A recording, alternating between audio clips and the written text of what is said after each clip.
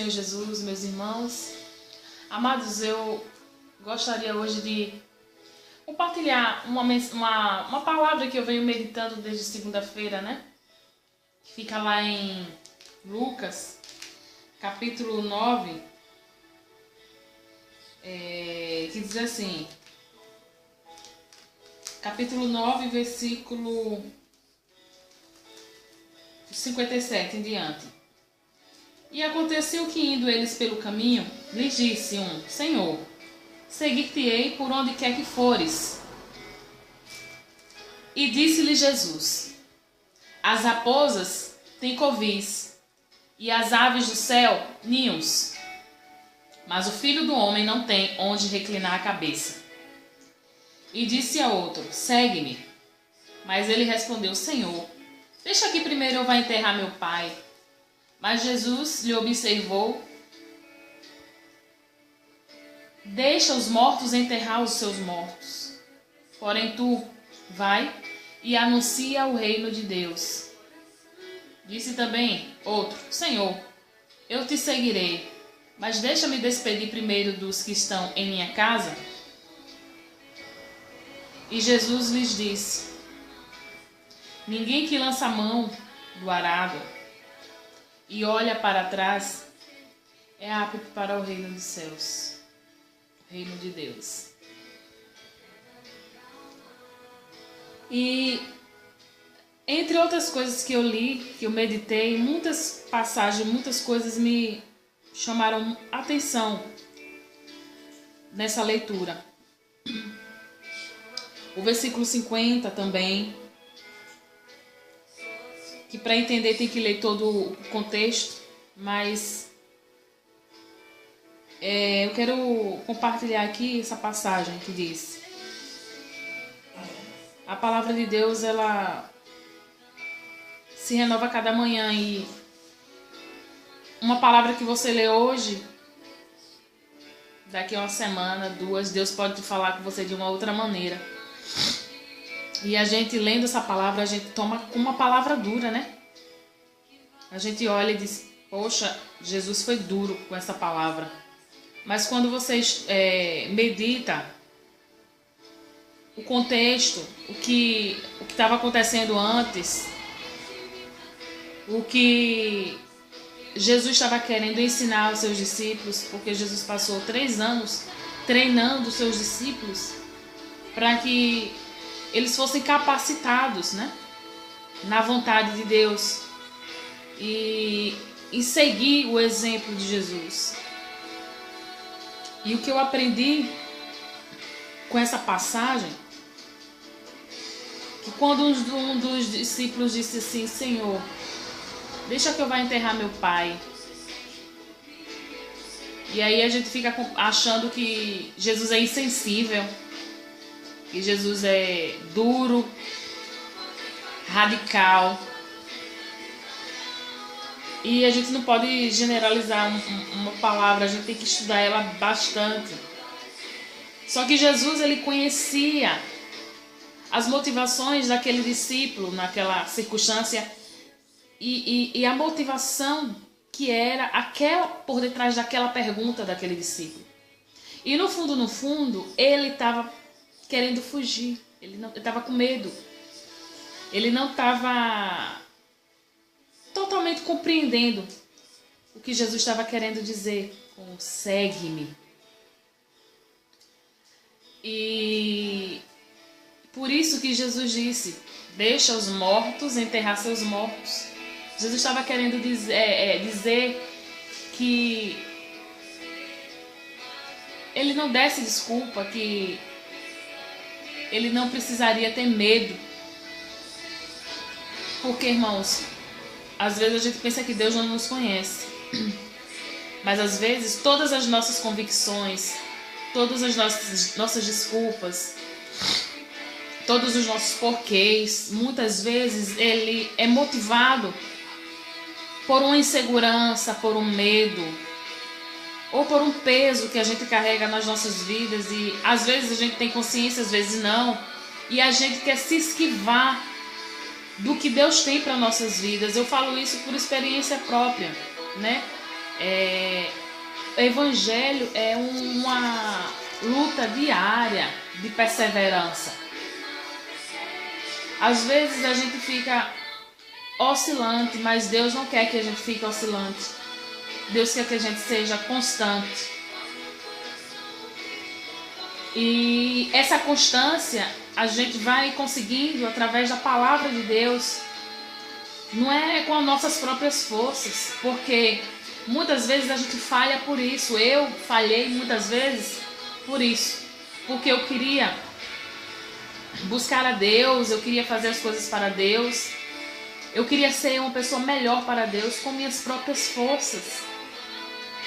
Então, enquanto eu queria fazer as coisas com minha própria força,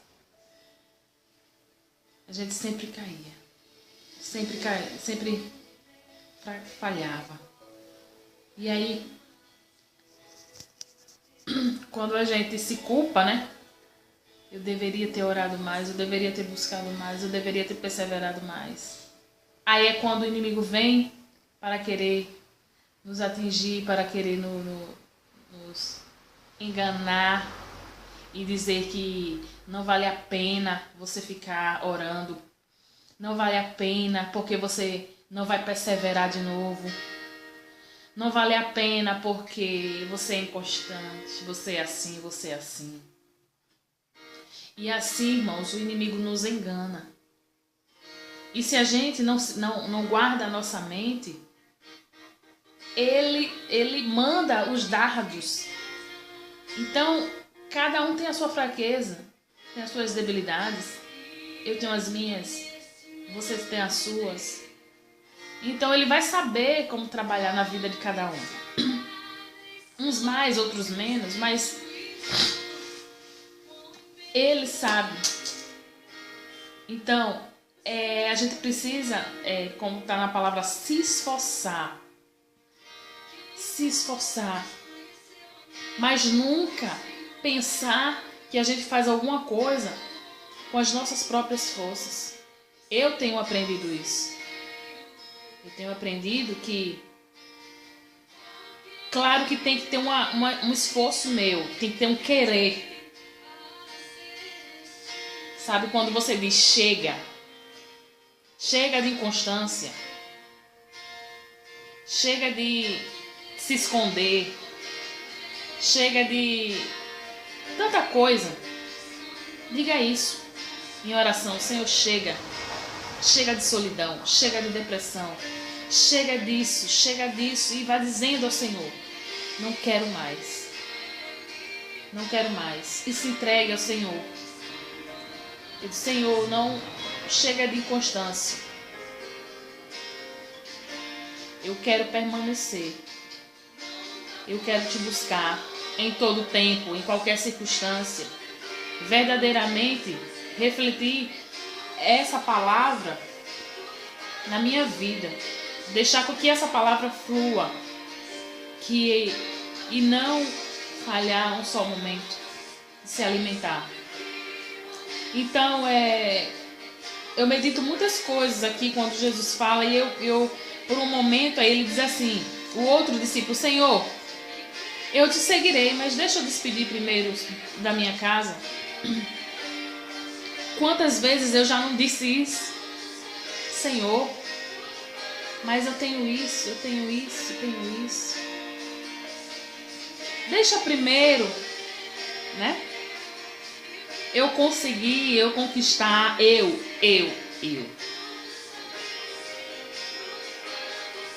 Irmãos, nada do que tenha nesse mundo vai nos preencher como igual à presença de Deus. Então, quando a gente inverte as prioridades, as coisas acontecem naturalmente. Quando a gente descansa verdadeiramente na graça de Deus. E aí Jesus diz: ninguém que lança a mão no arado e olha para trás é apto para o reino de Deus. Ou seja, Ele está querendo dizer o quê, irmãos? Que quem desiste e olha para trás não é digno da salvação? Não merece? Na verdade, todos nós não merecemos. É a graça de Deus que nos mantém. É a escolha de Deus, o amor de Deus. Ágape por nós. Mas ele está dizendo assim, apto, né, na questão de aquele que é chamado e desiste. Ele está querendo dizer que esse Deus não se agrada, que entristece o coração de Deus. E eu me alegro nessa palavra, porque às vezes a gente acha que somos nós que fazemos o Evangelho. Não. É Deus em nós. Nós só fazemos nos entregar e fazer a vontade de Deus, que muitas vezes não é fácil. Muitas vezes é sacrifício. É sacrifício, é renúncia. É você, sabe, se despojar de toda a sua vontade, dizer, tá bom, Senhor. O que importa é Deus. Por exemplo, para mim é muito difícil acordar de madrugada para orar.